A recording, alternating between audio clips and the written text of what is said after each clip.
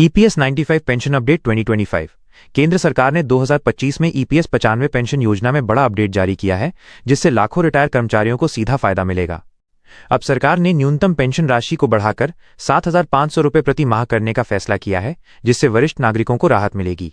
पहले ये राशि केवल 1,000 रुपये थी, जो महंगाई और खर्चों के हिसाब से बहुत कम मानी जा रही थी। इस नए संशोधन के तहत ईपीएफओ अब सभी पात्र रिटायर कर्मचारियों को स्वतः संशोधित पेंशन देने की प्रक्रिया शुरू कर चुका है। इसके अलावा जो कर्मचारी अब भी अपने पेंशन लाभ को सक्रिय नहीं कर पाए हैं, वे ऑनलाइन पोर्टल के माध्यम से नया आवेदन कर सकते हैं।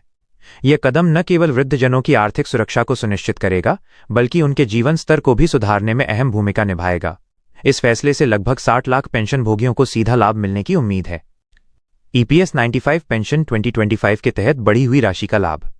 ईपीएस 95 पेंशन धारकों के लिए 2025 का ये अपडेट बेहद अहम है, क्योंकि अब उन्हें हर महीने 7,500 रुपये तक पेंशन मिलेगी।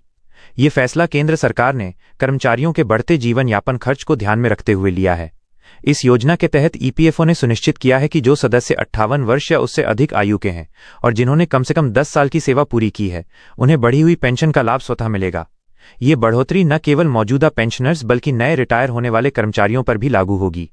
सरकार का मानना है कि इस फैसले से वृद्धावस्था में लोगों की आर्थिक स्वतंत्रता बढ़ेगी और उन्हें अपने दैनिक खर्चों को आसानी से संभालने में मदद मिलेगी। इस पहल को सामाजिक सुरक्षा के क्षेत्र में एक ऐतिहासिक कदम माना जा रहा है। ईपीएस 95 पेंशन आवेदन प्रक्रिया 2025 में हुई आसान। 2025 में ईपीएफओ ने ईपीएस 95 पेंशन के लिए आवेदन प्रक्रिया को पूरी तरह डिजिटल बना दिया है। अब पेंशन के लिए पात्र व्यक्ति ईपीएफओ की आधिकारिक वेबसाइट epfindia.gov.in का लिंक पर जाकर आसानी से आवेदन कर सकते हैं। इसके लिए उन्हें अपने यूएएन नंबर, बैंक खाता विवरण और आधार कार्ड की जानकारी देनी होगी। इसके अलावा जिनका पेंशन खाता पहले से है, उन्हें केवल पेंशन अपडेट सेक्शन में जाकर अपनी जानकारी सत्यापित करनी होगी। आवेदन के बाद ईपीएफओ द्वारा दस्तावेज सत्यापन पूरा होते ही पेंशन राशि सीधे बैंक खाते में जमा कर दी जाती है। इस प्रक्रिया को तेज और पारदर्शी बनाने के लिए ईपीएफओ ने एक हेल्पलाइन नंबर और मोबाइल ऐप भी जारी किया है। अब बुजुर्गों को लंबी कतारों या दस्तावेजी जटिलताओं से नहीं गुजरना पड़ेगा। ईपीएस 95 पेंशन के नए नियम और पात्रता शर्तें।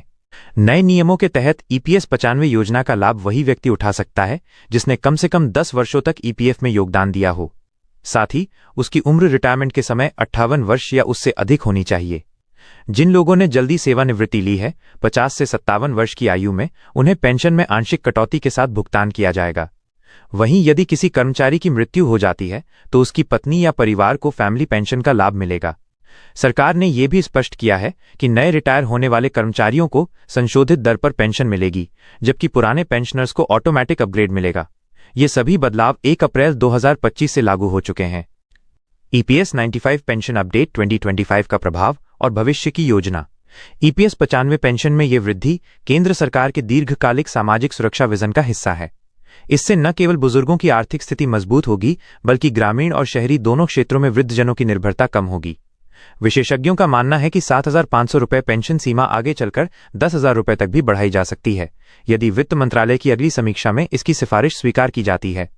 सरकार ने ये भी संकेत दिए हैं कि भविष्य में ईपीएफओ के सभी रजिस्ट्रेशन और पेंशन ट्रैकिंग पूरी तरह मोबाइल ऐप के माध्यम से संभव होंगे। इस डिजिटल परिवर्तन से लाखों पेंशनर्स को समय की बचत और पारदर्शिता दोनों का लाभ मिलेगा। इस योजना ने ईपीएस 95 को फिर से चर्चा में ला दिया है और उम्मीद जगाई है कि देश के हर वरिष्ठ नागरिक को अब सम्मानजनक पेंशन मिलेगी।